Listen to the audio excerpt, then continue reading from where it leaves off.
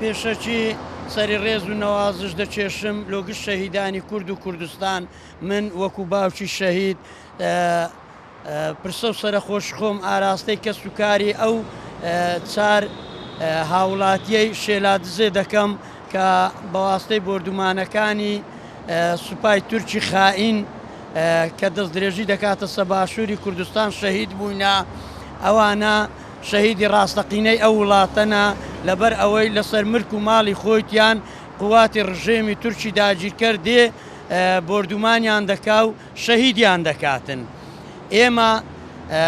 ئێمن وەکو باوکی شەهید داوا لە هەموو ملەتی کورد دەکەم لە هەر چار پارچەی کوردستان هەموو بێنە سەخۆ بە زووترین کات کۆنگرەی نەتەوەیی ببەستن داخوێنی شەهیدان بە فیڕۆ نەڕواتن سوپای تورکی داگیرکەر دەیەوێ کوردستان هەمووی داگیرکاتن. کوردستان بەس مەقسەدی مەبەستی ئەوە نییە برێم ئەوە ئەوڕۆ دێتن مەقسەد زاخۆی داگیر دەکا نەخێر ئەو ئەگەر لێی نەدرێتن و قەپۆزی نەشتێتن فەرموو لە لیبیا چووە لیبیای داگیرەکە هاتیە عەفرینی داگیر کردیا دەیەوێ کەرکوچی داگیرکە دەیەوێ ملەتی کورد هەمووی قڕکاتن. ئێمەش ملەتی کورد مەفروزە هەمومان بینە سەخۆ هەمومان کۆنگرەی نەتەوەیی ببەستین.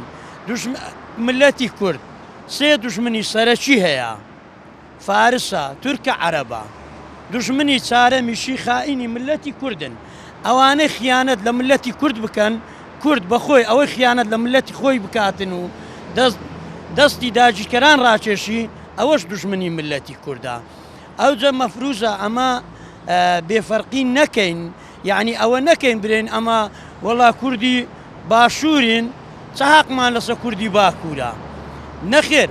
باشوور سۆرانی خەرکی باشوور بوو چوو لە عەفرینی شەهید بوو سۆران سەر هەڵدان خەرکی هەولێرێ بوو خەرکی باشووری کوردستان بوو خەرکی شاری هەولێر بوو باشوور سۆرانی خەرکی شاری هەولێر بوو ئەوانە چوون لە عەفرینی شەهید بوون. چەندەها خەرکی ڕۆژئاوا هاتیە لە قەندیلی شەهید بووە لە ڕۆژهەڵات شەهید بووە لە باکوور شەهید بووە. ئەمە ئەو فەرقەمان نییە دەبی کورد یەک پارچە بین و یەک دەنگ و یەک ڕەنگ بین.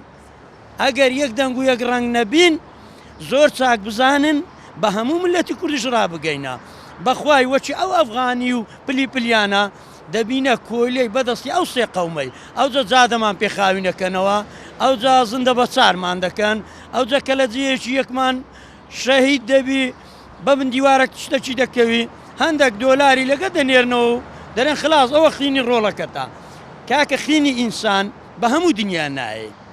ئێستا خینی هەر کوڕە کوردەك کە لەسە ئەو خاک و وەتەنەی دەڕژێ بە هەموو ملکی دنیایە نایە.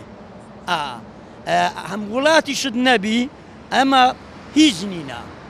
ئەمە ئەگەر وڵات و نەتەوە و قەوممان نەبی معناوێ هیچمان نییە. شەهید نامرن شەهید نامرن سوپاستان دەکەم.